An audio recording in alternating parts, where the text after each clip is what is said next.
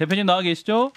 네, 안녕하세요. 반갑습니다. 자, 오늘 전현직 민주당 원내대표 오찬 간담회가 있었다고 하는데, 자, 어떤 대화들이 오갔습니까? 물론 언론에 좀 나오긴 했습니다만.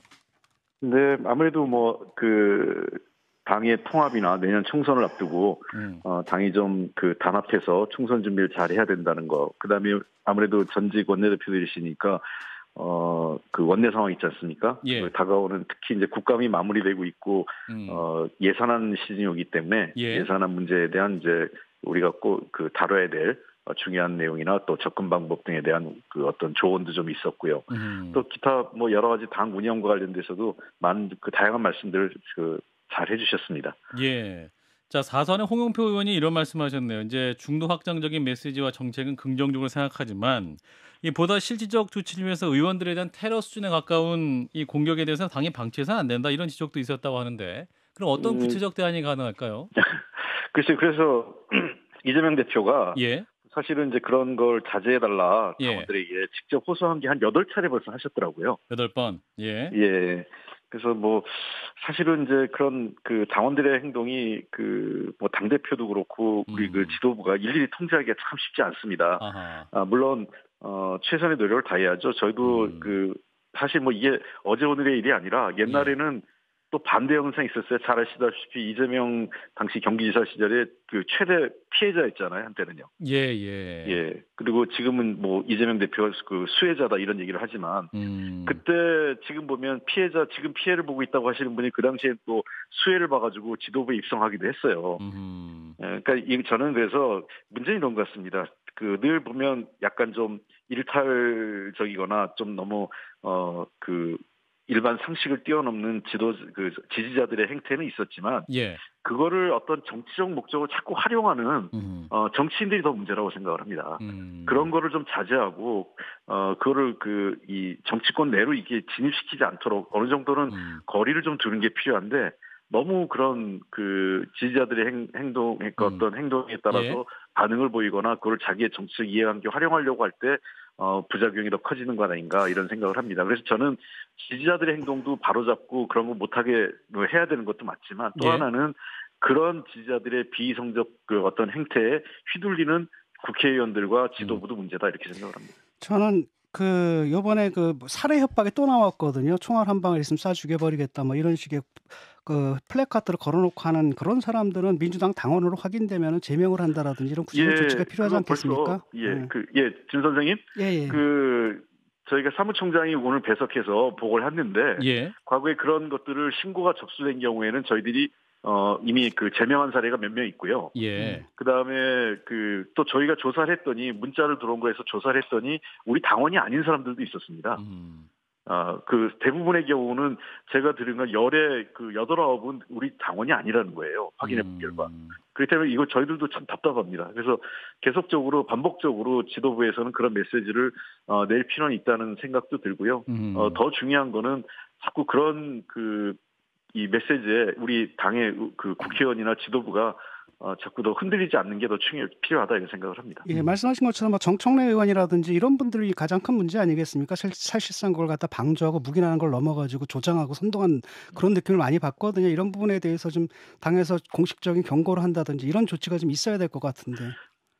제가 특정 의원을 말씀드리기 좀 그런데요. 제가 이미 여러 차례 언론에도 얘기했고 했는데 의총장에서 비공개 회의 때 의원님들께 분명히 메시지를 드렸어요. 하나는 첫째는 의원들 간에 또는 의원과 당원들 간에 서로 인격 모독적이거나 마음의 상처를 줄 수 있는 그런 표현들은 자제해야 된다. 그리고 두 번째 마찬가지로 근거 없이 당 지도부나 대표에 대해서 어떤 공격하거나 또는 퇴진해야 된다든지 이런 식의 메시지를 반복적으로 내는 것도 잘못이다. 그래서 두 가지 행태가 반복되거나 당의 정치적 부담을 줄 때에는 원내대표로서 그에 대한 경고나 필요한 조치를 취하겠다 이렇게 말씀을 드렸습니다.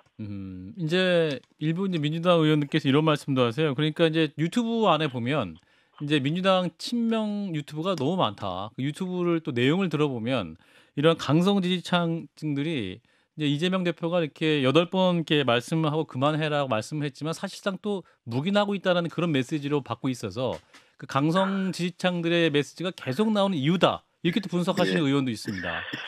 그거는 좀 너무 뭐랄까 불신에 따른 오해가 좀 커졌다 이렇게 생각을 합니다. 그런가요? 예, 제가 이재명 대표하고 개인적으로 몇 번 얘기를 해보고 최근에 이재명 대표도 굉장히 답답해하세요. 도리어 뭐 흔히 얘기해서 이번에 그 5분의 의원을 징계하라고 막 청원했지 않습니까? 예. 그래서 그거를 다 왈가왈부하지 않고 앞으로 나가겠다, 작은 차이에 연연하지 않겠다, 왈가왈부하지 말자 이렇게 말씀을 했더니 예. 이재명 대표한테도 문자가 막 쇄도하고 있다는 거예요. 이재명 대표에게도 문자가 온다?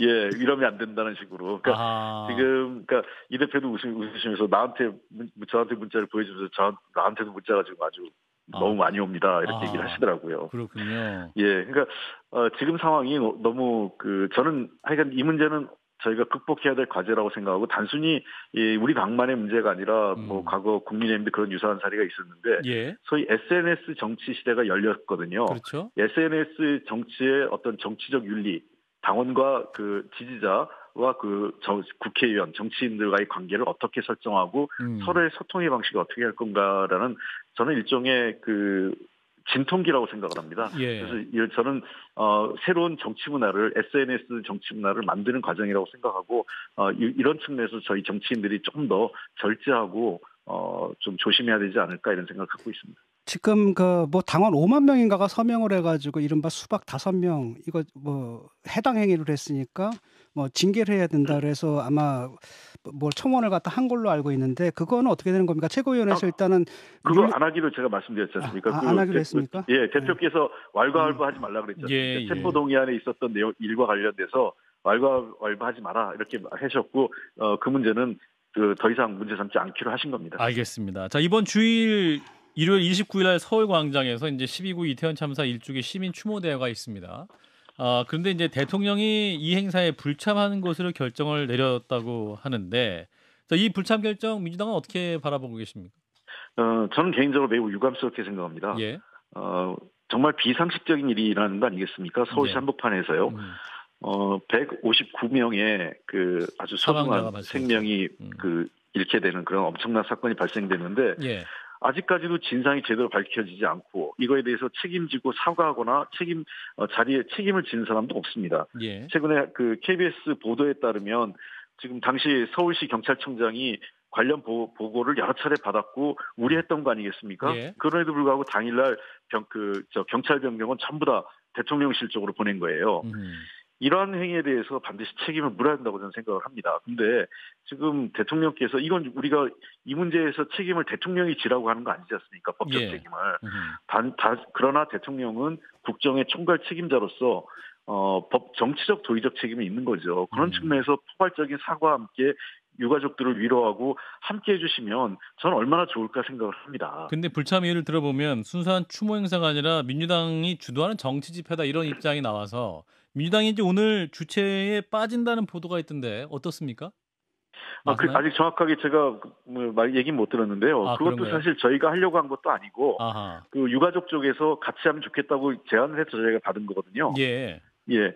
그러면 국민의힘도 같이 공동 주체로 들어오시면 되죠. 그러니까 국민의힘과 저는 국민의힘 들어온 거 반대하지 않습니다. 그러면 대통령이 오시기 더 편하신 거 아니겠어요? 자꾸 뺄셈의 정치하지 마시고 덧셈의 정치나 화합의 정치를 하셨으면 좋겠습니다. 예, 국민의힘도 정부 와서 같이 주최하자.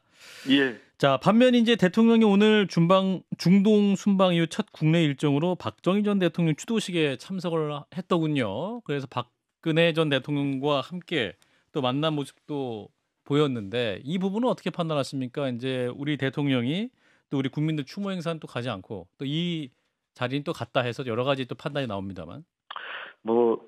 현직 대통령의 일거수일투족에 대해서 제가 야당 원내대표 입장에서 하나하나 왈가왈부하고 싶지는 않습니다. 예. 하여간 전직 대통령이기 때문에 가실 수 있다 생각을 합니다. 추모식에. 예. 그러나 국민들이 원하는 자리가 어디인지 또 국민 통합을 위해서 대통령께서 어떤 행사에 어떻게 참여하는 게 더 좋을지에 대한 한번 판단을 좀 해주셨으면 좋겠어요. 그러니까 저는 박정희 전 대통령 44주기 행사 가신 게 문제라기보다 예. 다른 행사에도 이태원 참사 추모식이라든지 여러 가지 이 행사에도 함께 해주시면 훨씬 더 좋지 않을까 이런 생각입니다. 예. 네, 의원님 오늘 말씀 여기까지 듣겠습니다. 고맙습니다. 예, 감사합니다. 네, 홍익표 더불어민주당 원내대표였습니다. 좋아요, 구독, 알림 설정.